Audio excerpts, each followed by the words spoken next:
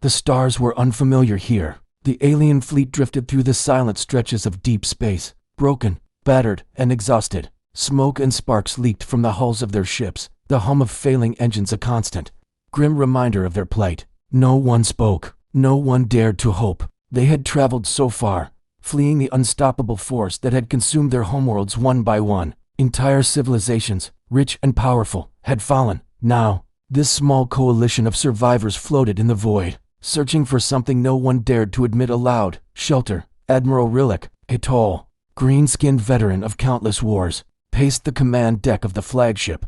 His hands trembled slightly as he stared at the communications panel. His crew whispered about the same thing in hushed tones, avoiding his eyes. It was the worst kind of fear, the fear that there was nowhere left to run, nowhere left to hide. We've sent messages to the core empires, Rillick muttered to himself. The Council, the Zinter Confederation, every major system. And everyone has turned us away. They do not want war in their space. They do not want refugees. They do not care. A young lieutenant spoke up, her voice shaking but determined. Admiral, there is one more option. One we have avoided. Rillick turned sharply, his eyes, glowing faintly in the dim light, fixed on her. Humans, he said, the word almost a hiss. We are not asking for charity. They are primitive, unpredictable, dangerous in ways we do not understand. Why would we reach out to them? The lieutenant swallowed, standing her ground. Because they are still humans. They answer distress calls. They do not follow the Council. They do not care about politics. They help. Rylock's jaw tightened. For weeks, he had avoided this thought. The human species was small, isolated, barely a part of the galactic network. The Council had often laughed at them, dismissed them as insignificant, and yet, in the cold logic of desperation, humans remained a last chance. He hesitated. His claws hovered over the communication console. With every beat of his heart, the whispers in his mind grew louder. Pride, fear, and hope collided inside him. Finally, with a slow, deliberate motion, he activated the long-range transmitter. Prepare the message, he ordered. The lieutenant typed quickly, sending a carefully coded distress call into the void. It contained the essentials: the status of the fleet, the danger pursuing them, and a plea for immediate assistance. The message was humble, desperate, and brief. Then they waited. Days passed. Time and deep space felt like a wound stretching endlessly. The crew watched distant stars, their lights like mocking eyes, and wondered if anyone would ever answer. Each passing hour made the hope in their hearts feel more foolish, more fragile. The enemy was closing in. Supplies were almost gone. Lives were at stake. And then, the impossible happened. The console beeped sharply. Slicing through the silence, a response appeared on the screen. It was simple, clear, almost casual in its tone. Hold position. Help is on the way. Rillick blinked. The words repeated on the screen, almost as if mocking him. Hold position. Help is on the way, not, we are sending a fleet eventually, or we are considering it. Help is on the way. The crew stared in disbelief. No one moved. No one spoke. Finally, the lieutenant whispered, her voice filled with a wonder she couldn't contain. They said yes. Rylock's mind raced. He could not understand it. How could this species, so young and so weak, dare to intervene in galactic affairs? The Council had laughed at them. The Zinter called them insignificant. And yet here they were, promising aid without hesitation. The hours that followed were tense. Scanners picked up nothing unusual at first. The humans did not announce their location. They did not demand payment or allegiance. All they did was move, silently, with a precision and confidence that made the entire refugee fleet uneasy. By the time the human ships appeared on long-range sensors, the aliens' fear had grown into something new. Awe. The ships were not massive or heavily armed, like those of the Council, but their energy signatures were unlike anything Rillick had ever seen. They moved as if every part of the fleet were a single organism, and their formation carefully, elegantly, almost arrogantly tight made it clear. They were ready for war, if necessary. The aliens watched, frozen, as the humans sent out small craft, scanning the damaged fleet. Rescue shuttles stopped, repair teams materialized, and supplies, food, medicine, energy cells were delivered with precision and speed. Not a word of complaint, not a moment of hesitation. One of the younger aliens, barely out of training, watched a human medic treat a wounded crewmate. He muttered in disbelief, Are they caring? They are helping us? Rylock's eyes darkened, watching the human fleet shield his own. Yes, he said slowly, but do not be mistaken. There is power here, strength hidden in kindness. And if they are willing to protect us, I do not doubt for a second that they will crush anyone who stands in their way. The rest of the fleet held its breath. For the first time in weeks, hope returned, fragile but undeniable. Yet even as the humans worked, Rillick could sense the eyes of the galaxy upon them. Messages from other species, previously dismissive or mocking, now carried hesitation, disbelief, and a newfound fear. Somewhere, far away, the Council watched. Somewhere, the enemy fleet closed in, still confident, still cruel, expecting weak prey. And somewhere, the humans continued their work silent, efficient, and terrifyingly capable. Rillick realized something chilling. The galaxy had underestimated humans for centuries, and the aliens now depended on that very species for their survival. And deep down, he knew this was only the beginning. The news spread across the galaxy faster than light. A desperate alien fleet had begged for shelter. An insignificant, isolated Earth had answered the call. The reaction from the galaxy's great powers was exactly what the refugees had feared. At the High Council, laughter echoed through the grand halls. Star-lords and ambassadors in their opulent robes could hardly contain their amusement. Humans? One of them scoffed. You mean those primitive monkeys on that tiny blue planet?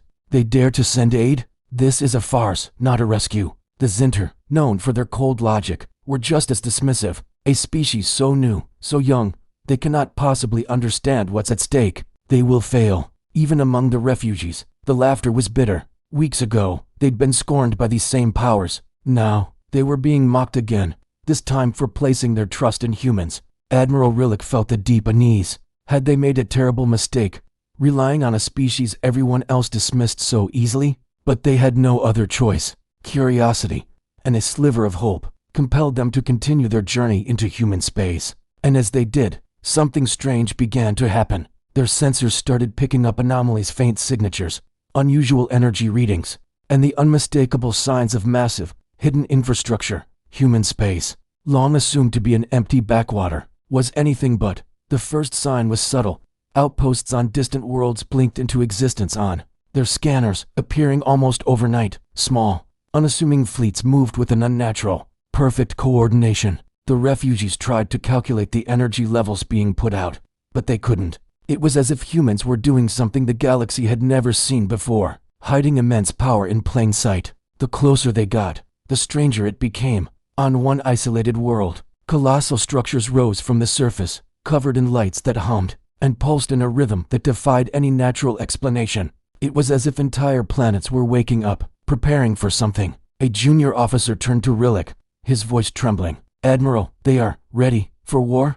Rillick shook his head slowly. I don't know, but they are far more than the galaxy believes. That much is clear. The refugees tried to stay calm as they approached their destination. They had expected a few small ships, maybe some basic supplies. What they found were entire fleets, sprawling starports, and massive repair stations, all ready to deploy at a moment's notice. The humans moved with a silent, deliberate precision. There was no chaos, no panic, only absolute control. And then, the enemy arrived. A scouting detachment from the fleet that had been hunting the refugees reached the edge of human-controlled space. They saw a few damaged ships, expecting easy prey. They expected weakness, fear, and a quick surrender. Instead, they were met with silence. At first, nothing happened. Then, without warning, the enemy's sensors lit up. A human fleet had emerged from hidden orbits around multiple planets. Sleek, fast warships materialized like shadows, surrounding the intruders with terrifying speed and precision. The enemy commander hesitated, his voice a low mutter over the comms. This cannot be. These humans, they cannot possibly. Before he could finish his sentence, one of his lead ships disintegrated. Strange, unfamiliar energy beams struck without warning. Each shot was perfectly measured, disabling or destroying targets without any wasted energy. The enemy hadn't even returned fire before their entire formation started to crumble. Back on the refugee ships, a wave of stunned silence rippled through the corridors. Eyes widened, tentacles twitched, wings fluttered in disbelief. These humans, the ones laughed at by the entire galaxy, were not just protecting them, they were hunting. With a patience and deadly efficiency that was utterly chilling, Rillick leaned over the bridge rail, staring at the holographic projections of the battle. They are incredible, he whispered. The galaxy has misunderstood them for centuries. We thought they were weak, insignificant, and here they are, unshaken, unafraid, and they are protecting us. The alien crews could barely process what they were seeing. These humans weren't just soldiers. They were engineers, tacticians, and warriors all rolled into one. Every single maneuver their fleet made seemed intentional, almost rehearsed, like a perfectly choreographed dance of destruction. The humans didn't panic, they didn't hesitate, and they did not retreat. The enemy continued to fight, but the tide had already turned against them. Their ships fell one after another. The great pursuing fleet had made a fatal error. They had underestimated both the refugees' protectors and the refugees themselves. And as the battle unfolded, the rest of the galaxy watched. Some watched with disbelief, some with a newfound fear, and others with a dawning curiosity. For the refugees, hope, which had nearly been extinguished, returned in a glorious, brilliant surge. The humans had proven, in mere moments, that kindness was not weakness. They had shown that even a young species could wield unimaginable strength when defending those in need. But Rillick knew this was only the beginning.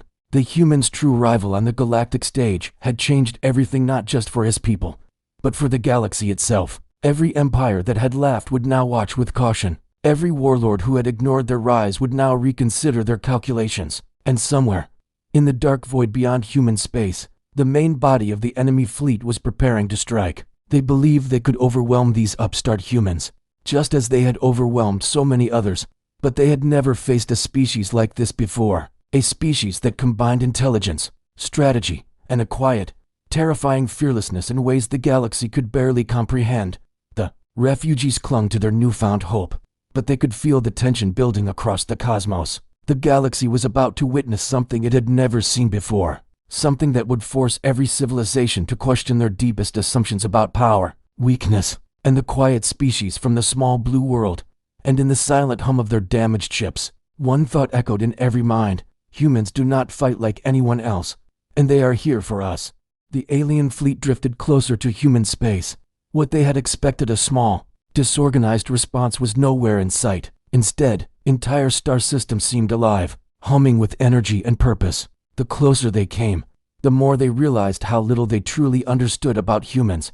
When they finally crossed the threshold of Earth-controlled space, their sensors went into overload. Planets once considered quiet and isolated were now surrounded by massive orbital structures, rotating slowly, almost like living machines.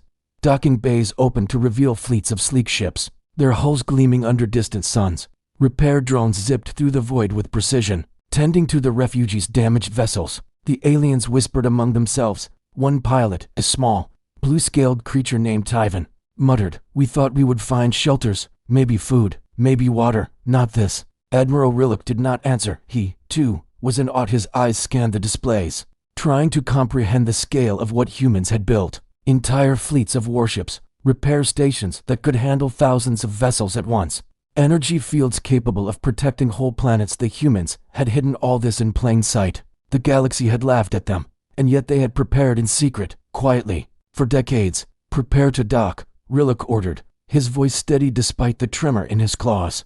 "But remain cautious. They are humans. We do not yet understand them fully." The refugee ships entered the orbit of the nearest human station. Docking was seamless. Automated systems guided them into secure bays, stabilizing their damaged hulls in minutes.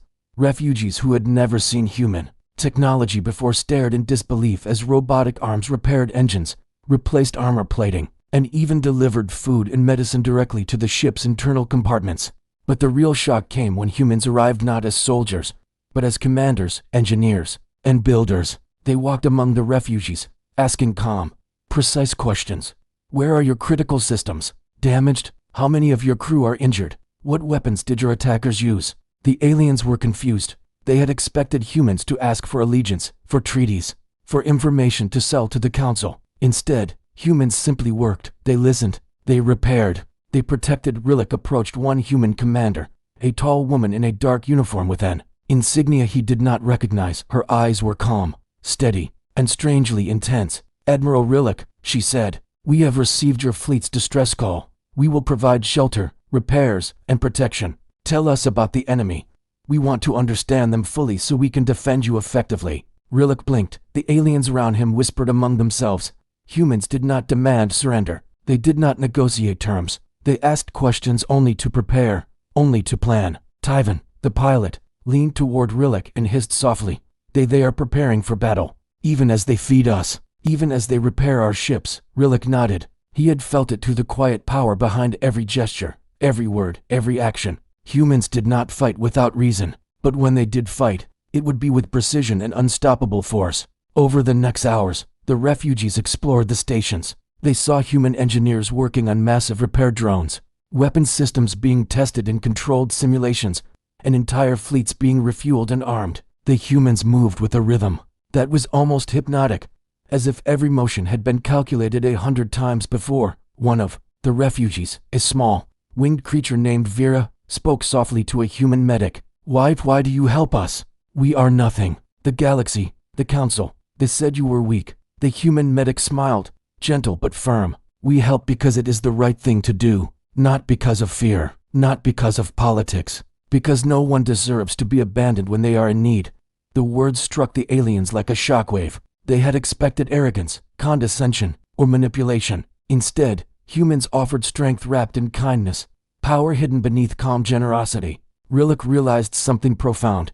The humans' offer of shelter was not just about physical safety. It was about protection on every level: strategy, engineering, combat readiness, and moral support. The aliens were beginning to understand the terrifying truth. Humans did not just defend. They prepared for any possibility, and they did it quietly, without boasting, without alerting the galaxy to their true capabilities. But not all humans were on the stations. In orbit, entire fleets of human warships waited silently. Their energy signatures pulsed faintly, a reminder that kindness was not weakness. Humans were ready to strike at any threat, anywhere, in moments. And the refugees, for the first time, felt safe and afraid at the same time. One night, as the alien fleet rested in orbit, Rillick stood on the observation deck, staring at the human structures. The stars above were calm, but below, humanity's power hummed quietly, like a predator waiting for the right moment. They have changed everything, he whispered. The galaxy has no idea what we are part of now. If the enemy attacks, they will not just fight humans, they will fight the full weight of Earth's preparation. The aliens did not sleep that night. Some stared at the stars, some at the humans quietly moving among them. All of them felt the undeniable presence of strength wrapped in mercy, power cloaked in patience, and the terrifying potential of a species underestimated by the galaxy for centuries. By the next morning, the refugee fleet had recovered more than they had dared hope. Engines were repaired, weapons recalibrated, and spirits lifted. But in the quiet hum of the stations, Rillick could feel the tension building. The enemy would not wait forever. They would come, and when they did, humans would not only protect the refugees, they would reshape the outcome of the battle, and perhaps the fate of the galaxy itself. Rillick knew one truth above all else: the humans' shelter was more than walls or energy shields. It was a promise that when you were in need, the humans would stand between you and anything that dared to harm you. And that promise was worth more than the galaxy had ever imagined. The calm of human space was a lie. The stars glittered like diamonds, innocent and quiet. But somewhere just beyond the sensors, the enemy approached. Their fleet, massive and merciless, had pursued the alien refugees across countless light years, confident that the fleeing ships would find only weakness in human territory. They had expected to feast on easy prey. They were wrong. Admiral Rillick stood on the bridge of the flagship, his eyes fixed on the approaching blips on the scanner. His crew, previously tense, now seemed almost frozen, not with fear, but with anticipation. They had seen what humans could do, and they had learned to trust it. But the scale of the coming battle made even the strongest among them uneasy. The first wave of enemy scouts entered human space. Sleek, predatory ships, their engines blazing, moved swiftly, scanning for weaknesses. The enemy commanders laughed through their comms, mocking what they believed would be a feeble defense. They are only humans, one sneered. They will flee like rats. The refugees are ours to take. And then, the humans acted. At first, it was subtle. Communications were jammed, invisible energy fields activated, and sensors detected unexpected anomalies in space itself. Then, out of nowhere, the first human warships emerged from hidden orbits. They moved in perfect formation, surrounding the enemy scouts with a precision that defied logic. Every ship seemed to know exactly where to be, how to fire, and when to retreat. The enemy fleet blinked in confusion. Impossible, one commander muttered. They were supposed to be weak, small, insignificant, but the humans were neither. The first shots rang out, and the enemy fleet experienced something it had never known: precision. Their ships were hit exactly where it would disable them, without overextending the humans' energy. Weapons that should have torn vessels apart instead targeted critical systems. Engines, shields, and weapon arrays were neutralized in seconds, leaving the attackers paralyzed but not destroyed yet. The alien refugees watched in awe. They had expected humans to protect them with power, yes, but they had not anticipated tactical genius, strategy, and patience in perfect balance. The humans did not rush. They did not panic. They waited, striking only where it mattered. A small, yellow-scaled alien muttered, "It is art. The way they fight. It is not chaos. It is beauty." Rilla could only nod. The humans were not merely defending, they were orchestrating a lesson for the entire galaxy. The enemy commander tried to respond, sending wave after wave of attacks. But each assault was met with calm, calculated countermeasures. Human ships weaved through the enemy fire, their shields bending light and energy in ways that confused the attackers. Every move was anticipated, every attack was countered. And then came the moment that made the refugees gasp. Human strike vessels, previously hidden among planets and asteroids, emerged in full formation, massive, sleek, and terrifyingly fast.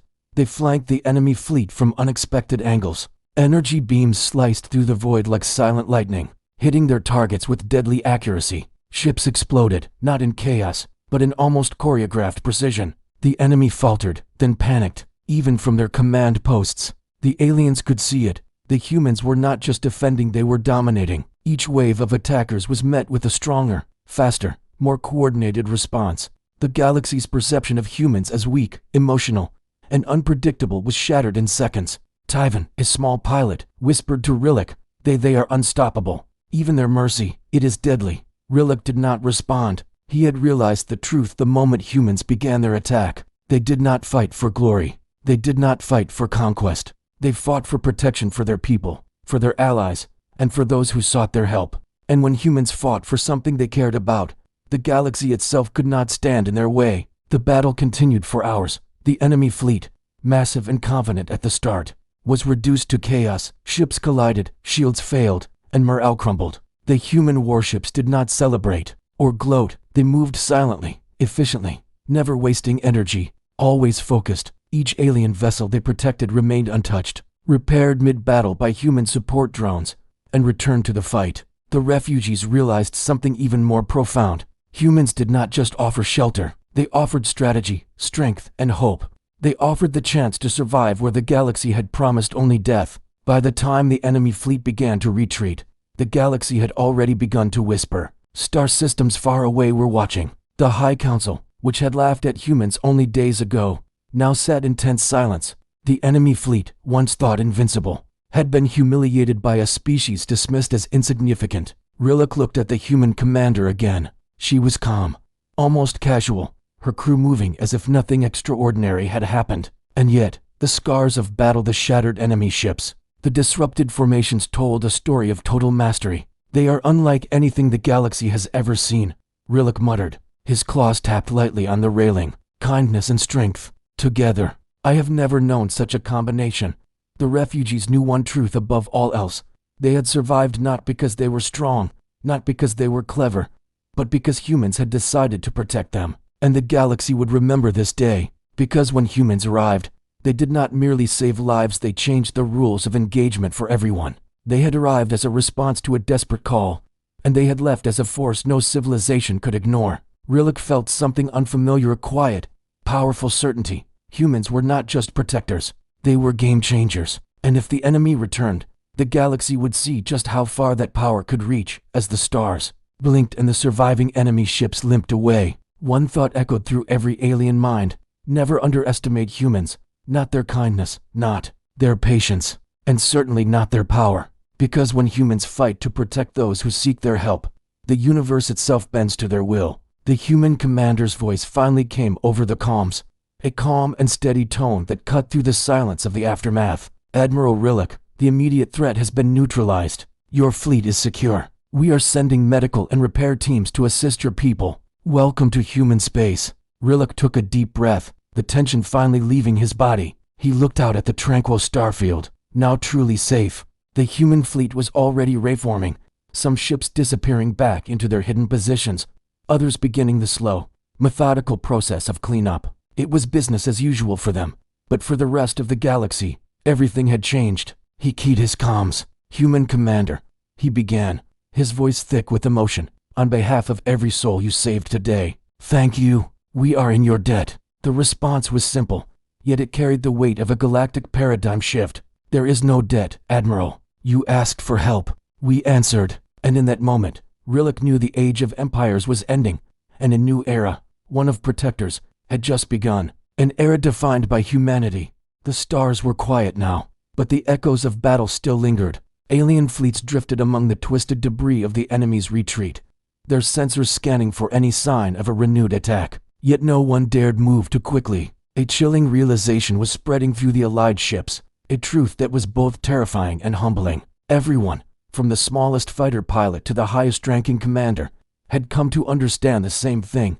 Humans were not what the galaxy thought they were. Admiral Rillick stood on the observation deck of his flagship, his 3 eyes fixed on the flickering remnants of enemy vessels that had been so utterly decimated. His crew moved silently around him, their movements precise but subdued. They were still in shock, still trying to process what they had witnessed in the recent battle. They were perfect, muttered one of his officers, a 3-armed Xylosian with translucent skin. Every single shot, every maneuver.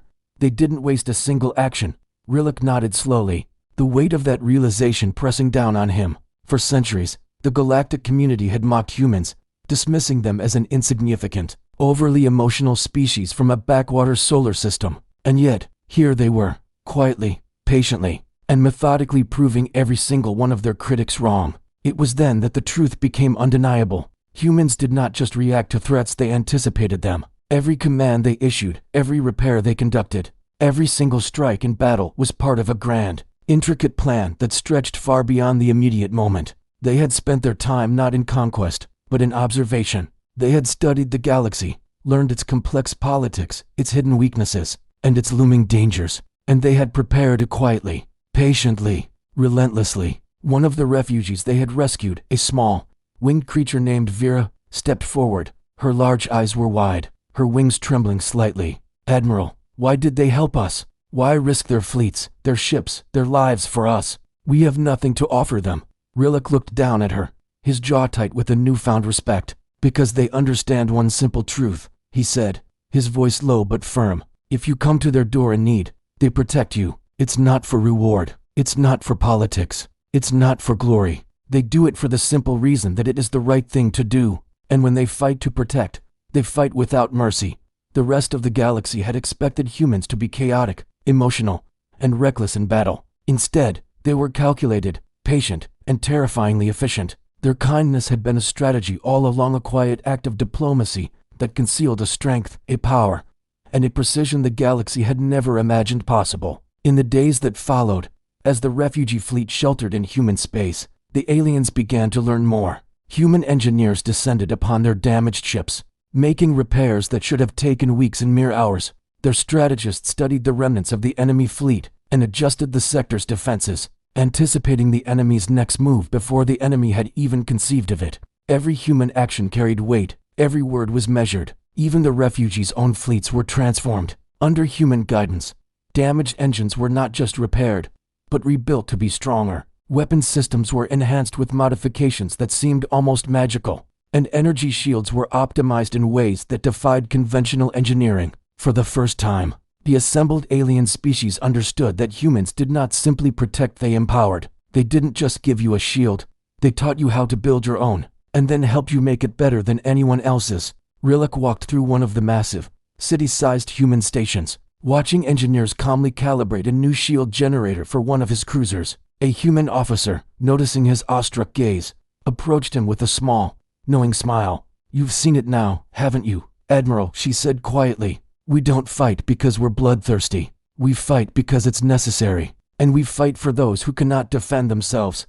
Rillick could feel the undeniable weight of truth in her words. Humans had never joined the prestigious High Council, had never built sprawling empires or dominated star systems, not because they were weak, but because they simply didn't need to. They had grown in relative secret, quietly mastering technology, strategy, and combat on a level no one had suspected. And when someone finally asked for help, they unleashed it all. He thought of the enemy fleet that had so arrogantly attacked the refugees. They had underestimated humans, expecting chaos, weakness, and disorganization. Instead, they had found perfection in patience, precision in action, and a strange sort of mercy wrapped in overwhelming strength. Even more terrifying, Rilek realized, was the core of the human philosophy. They did not seek power for themselves.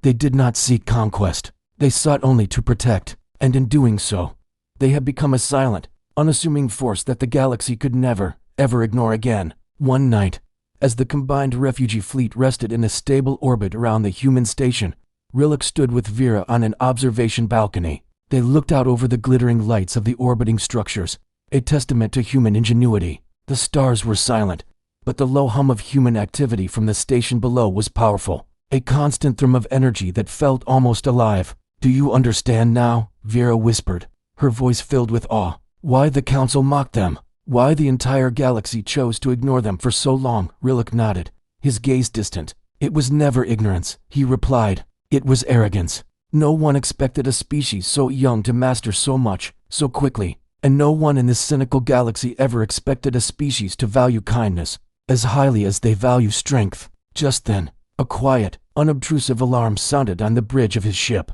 Piped to his personal datapad, sensors had detected faint energy signatures, faint movements on the very edges of human-controlled space. The enemy had not given up. They were regrouping, but this time, Rilek felt no fear. Not because he believed the humans were invincible, but because he now understood their truth. Humans were more than defenders. They were guardians, and anyone foolish enough to challenge them would learn, in the hardest way possible, that mercy should never, ever be mistaken for weakness.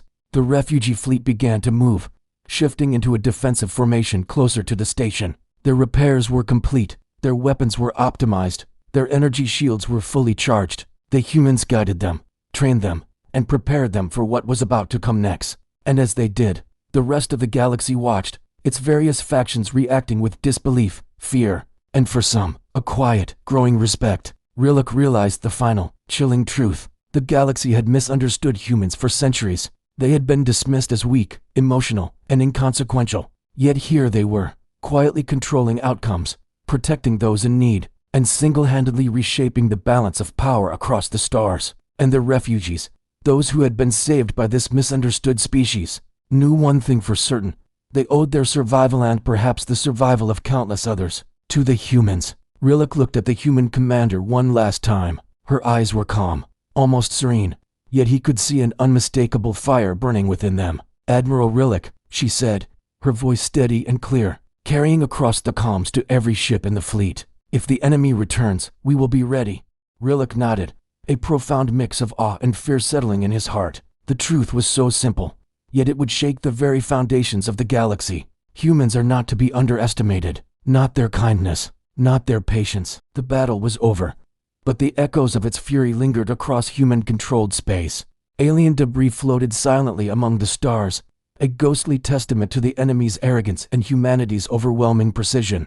For the refugees who had sought sanctuary, the devastation was proof of their survival. But for the rest of the galaxy, it was proof of something far greater, a revelation that would ripple across systems for generations to come. Admiral Rilek stood on the observation deck of the flagship, watching human engineers restore their fleet. Every ship, every system, every weapon was being repaired and improved in ways that seemed to defy logic. The humans moved with a calm, almost unnerving efficiency, as if the destruction of war were nothing more than a minor inconvenience to be tidied up. The aliens who had sought refuge with them could barely comprehend it. Just weeks ago, they had been fleeing in desperation, rejected by the galaxy's great powers, their pleas for help ignored. Now, they stood among humans safe, empowered, and, for the first time, respected. Tyvan, the small, sharp-eyed pilot, whispered in awe, "They are more than anyone believed. They don't just fight a battle, they transform the battlefield itself." Rilek nodded slowly, his thoughts turning to the enemy fleet.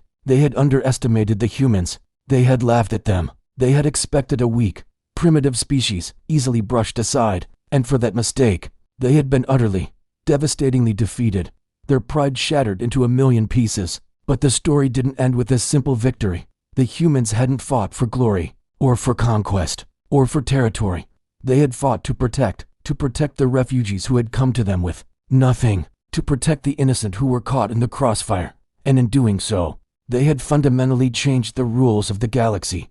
Across distant systems, whispers began to spread. Star lords and ambassadors who had once mocked humans now spoke their name in hushed, Cautious tones, reports of the battle, detailed and undeniable, finally reached the High Council. For centuries, humans had been dismissed as an inconsequential, fledgling species on the galactic stage. Now, suddenly, their name carried weight, it carried power, and for many, it carried fear. They are not weak, one council member stated, his voice barely above a whisper in the Grand Chamber. They are unpredictable, and we underestimated them at our peril.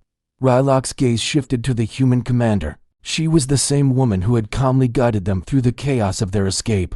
The same leader who had promised them safety when no one else would. She stood at the edge of the station's observation deck, her posture serene, yet radiating a presence that demanded respect. "You have done more than just protect us," Rylok said softly, approaching her. "You have changed the galaxy." She offered a faint, knowing smile. "We did what any species should," she replied, her voice steady. "We protect those in need, and we prepare for what comes next. The galaxy will remember today, but they will only understand its true meaning in time." In the days that followed, the refugees explored the human stations, their eyes wide with wonder. They marveled at the technology, the flawless organization, the intricate military strategies. They watched humans train new recruits with tireless patience, repair impossibly damaged ships, and coordinate defenses across entire sectors with what looked like effortless grace. But above all, they watched the humans teach. They taught the refugee pilots how to optimize their own battered ships, how to anticipate enemy tactics, how to fight with a combination of brute strength and surgical precision. Every lesson was a gift. Every moment spent with them was a revelation. For the first time in generations, the refugees felt a flicker of hope, not just for their immediate survival, but for a future. They finally understood that with humans as their allies, they could rebuild, they could reclaim what was stolen from them, and they could face the galaxy not as victims, but with newfound confidence. Rylok walked back to the edge of the observation deck, looking out at the endless sea of stars. He thought of the enemy fleet, humiliated and scattered to the far corners of the galaxy. He thought of the High Council, their ancient arrogance shaken to its very core. And he thought of the humans quiet, patient, and terrifyingly powerful. They will never be ignored again, he muttered to himself. Not by the galaxy, not by anyone. A soft, constant hum filled the station, the quiet, industrious energy of humanity at work. Ships moved in perfect formation. Repairs were completed with incredible speed, and new strategies were drawn up on holographic displays. The humans didn't celebrate their victory with parades or speeches. They simply prepared, always vigilant, always ready. And that, Rylok finally realized, was their greatest and most frightening strength. Vera, a small, winged alien whose people were known for their gentle nature, perched on a railing beside him. "Do you think they will help others, too?" she asked, her voice filled with a fragile hope. "Other species in need," Rylok smiled, a rare and genuine warmth spreading across his weathered face. "Yes," he said, his voice firm with certainty. "Humans do not choose who is worthy of their help. They help anyone who comes to them in need. And that is what the galaxy will remember." Across the stars, messages began to flow. Civilizations that had long considered themselves invincible paused to reconsider their place in the cosmos. The story of humanity's stand spread like wildfire. Some called it foolish bravery, others called it reckless madness, but many, many more called it legendary. The enemy, scattered and broken, would take years, perhaps decades, to recover from their defeat. The Council, previously arrogant and dismissive, would now approach any dealings with humans with extreme caution, and the refugees, once desperate and hopeless, now stood at the threshold of a new era, an era in which they were protected by the most underestimated and most dangerous species in the galaxy. And so, the galaxy would forever remember this day, not as a battle won or lost, but as a turning point, a day when humanity proved that kindness, when paired with unbreakable strength, could change everything. A day when the species everyone saw as weak revealed themselves as the strongest force in the universe. Rylok looked one last time at the human commander, who was now overseeing a logistics briefing. "I owe you everything," he said quietly, his voice thick with gratitude. She tilted her head, a faint, almost imperceptible smile playing on her lips. "No," she replied, not missing a beat in her work. "You owe us nothing. You survived because you came to us when you had nowhere else to turn. That is all the reason we will ever need. The rest is just history." The stars above continued to shine, indifferent yet eternal witnesses to the shift that had just occurred. From that day forward, the galaxy would remember. It would remember in whispers, in stories passed down through generations, in fear and in awe. The lesson was clear. Never underestimate humans. Not their kindness, not their patience, and most certainly, not their strength. For when humans choose to protect those in need, the universe itself seems to bend to their will, and the galaxy would never, ever forget it. Thank you so much for watching. If you enjoyed this story, please hit that like button and subscribe for more tales from across the galaxy. We'll see you in the next one.